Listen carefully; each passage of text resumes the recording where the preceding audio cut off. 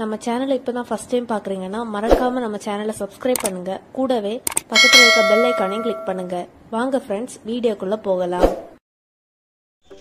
Hi friends, நம்ம இந்த வீடியோவில் பார்க்க போகிறது பூரி தான் பார்க்க போகிறோம். இது வந்து புசு புசுன்ட்டு எண்ணெய் குடிக்காமல் எப்படி பண்ணுறதுன்னு ஒரு டிப்ஸோடு நான் சொல்ல போகிறேன். இப்போ வந்து மாவு எடுத்துக்கோங்க தேவைக்கு. அதுக்கு தேவையான உப்பு சேர்த்துக்கலாம். உப்பு வந்து கொஞ்சம் கம்மியாக சேர்த்துக்கோங்க, ரொம்ப சேர்த்துக்க வேண்டாம். அது கூட 1 டீஸ்பூன் நெய் அல்லது எண்ணெய் சேர்த்துக்கோங்க. சேர்த்துட்டு நல்லா மிக்ஸ் பண்ணிக்கலாம் இருக்கா.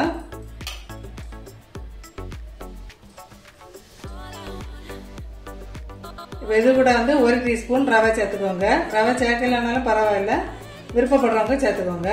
இப்போ நம்ம எப்போவுமே விரசுற மாதிரி தண்ணி ஊற்றி கொஞ்சம் கொஞ்சமாக தண்ணி சேர்த்து விரசிக்கலாம். அதிகப்பற்றக்கூடாது. ஆனால் சப்பாத்தி மாவு பதத்துக்கு ரொம்ப லூஸாக விரசக்கூடாது, கொஞ்சம் கட்டியாக தான் இருக்கணும். கொஞ்சம் கொஞ்சமாக தண்ணி தெளித்து மிக்ஸ் பண்ணிக்கோங்க. இதை மாதிரி மாவு கொஞ்சம் திக்காக ரெடி பண்ணி எடுத்துக்கோங்க. இந்த சப்பாத்தி மாவுக்கு தகுந்தாப்புல நல்லா லூஸ் ஆகிடக்கூடாது. இப்போ இது இருக்கட்டும், ஒரு 5 நிமிஷம் வெயிட் பண்ணிட்டு நம்ம பூரி பொரிச்சு எடுத்துடலாம்.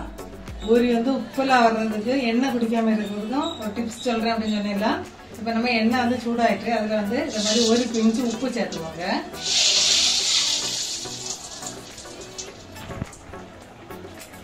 இப்போ வந்து நீங்க வந்து மாவு தட்டும் போது சப்பாத்திக்கு தட்டுற மாதிரி ரொம்ப நைஸா தட்டி இருக்கக்கூடாது. இங்க பாருங்க, இந்த அளவு ஒரு சின்ன ஒரு கனமா இருக்கிறது, இந்த அளவு தட்டி ரெடி பண்ணி எடுத்துக்கோங்க. இப்ப நம்ம எண்ணெயில சேர்த்துடலாம்.